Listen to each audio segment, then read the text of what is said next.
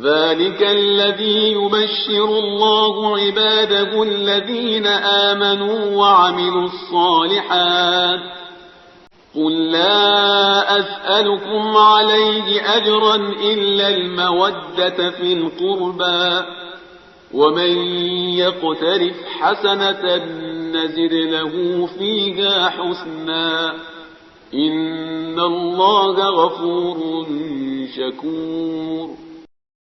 این همان چیزی است که خداوند بندگانش را که ایمان آورده و اعمال صالح انجام داده اند به آن نوید می‌دهد. بگو من هیچ پاداشی از شما بر رسالتم درخواست نمی کنم جز دوست داشتن نزدیکانم و هر کس کار نیکی انجام دهد بر نیکیش می افزاییم، چرا که خداوند آمرزنده و سپاسگزار است.